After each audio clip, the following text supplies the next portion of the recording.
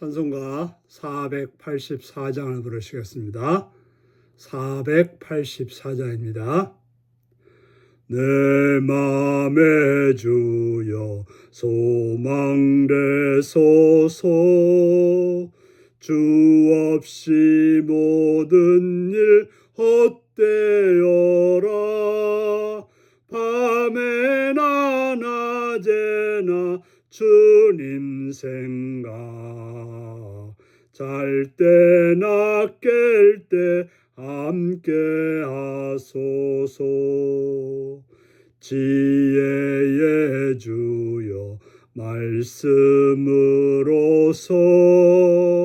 언제나 내 안에 계십소서. 주는 내 아버지 나는 아들, 주 안에 내가 늘 함께 하네. 세상의 영광 나 안 보여도 언제나 주님은 나의 기요. 주님만 내 맘에 계시오니 영원한 주님 잠기하셔라. 영원한 주님 내 승리의 주, 하늘의 기쁨을 주옵소서. 어떠한 고난이 닥쳐와도 만유의 주여 소망되소서. 아멘. 이 시간 우리에게 주신 하나님 말씀은 요한복음 10장 32절에서 42절까지 말씀입니다. 요한복음 10장 32절에서 42절입니다. 교독하시겠습니다. 예수께서 대답하시되 내가 아버지로 말미암아 여러 가지 선한 일을 너희에게 보였거늘 그 중에 어떤 일로 나를 돌로 치려 하느냐. 유대인들이 대답하되 선한 일로 말미암아 우리가 너를 돌로 치려는 것이 아니라 신성모독으로 인함이니 내가 사람이 되어 자칭 하나님이라 함이로다. 예수께서 이르시되 너희 율법에 기록된 바 내가 너희를 신이라 하였노라 하지 아니하였느냐. 성경은 폐하지 못하나니 하나님의 말씀을 받은 사람들을 신이라 하셨거든. 하물며 아버지께서 거룩하게 하사 세상에 보내신 자가 나는 하나님의 아들이라 하는 것으로 너희가 어찌 신성모독이라 하느냐. 만일 내가 내 아버지 일을 행하지 아니하거든 나를 믿지 말려니와 내가 행하거든 나를 믿지 아니할지라도 그 일은 믿으라. 그러면 너희가 아버지께서 내 안에 계시고 내가 아버지 안에 있음을 깨달아 알리라 하시니. 그들이 다시 예수를 찾고자 하였으나 그 손에서 벗어나 나가시니라. 다시 요단강 저편 요한이 처음으로 세례 베푸던 곳에 가사 거기 거하시니 많은 사람이 왔다가 말하되 요한은 아무 표적도 행하지 아니하였으나 요한이 이 사람을 가르쳐 말한 것은 다 참이라 하더라. 그리하여 거기서 많은 사람이 예수를 믿으니라. 아멘. 오늘은 성경으로 변론하시는 예수님이라는 제목으로 말씀을 나누겠습니다.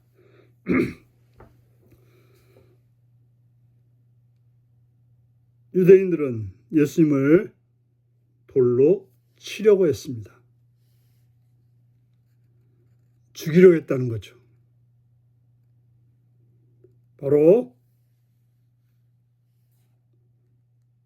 예수님이 하나님의 아들이라는 사실을 말씀하셨을 때 그것을 신성모독이라고 하여서 예수님을 죽이려고 했던 것입니다.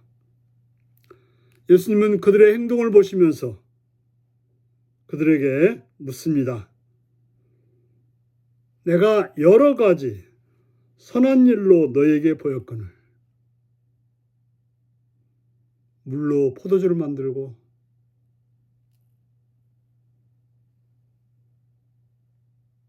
병든 자를 고치고 눈먼 자를 보게 하는 그런 놀라운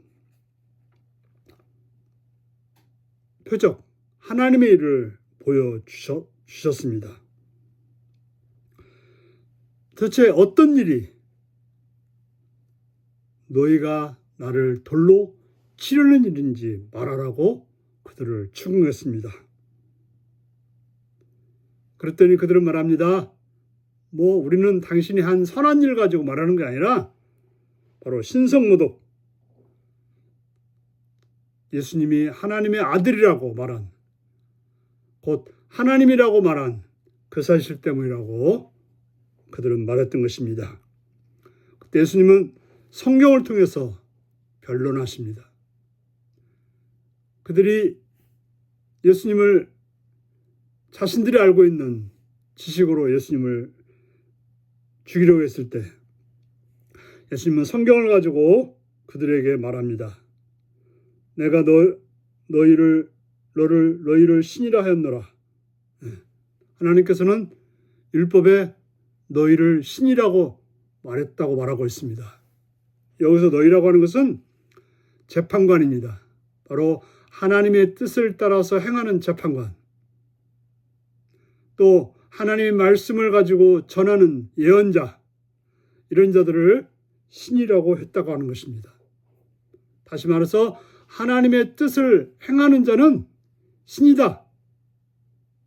하나님의 아들이다. 이렇게 말씀하신 것입니다. 바로 성경은 폐할 수 없다.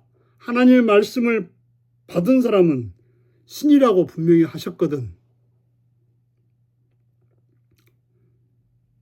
그들도 신이 되는데 하나님께서 친히 자신의 아들을 세상에 보내서 자신의 일을 행하게 하신 그 아들에 대해서 신성모독이라고, 신이 아니라고 말하는 것은 무슨 이유냐라고 도리어 예수님께서는 그들을 향해서 따져 물었던 것입니다.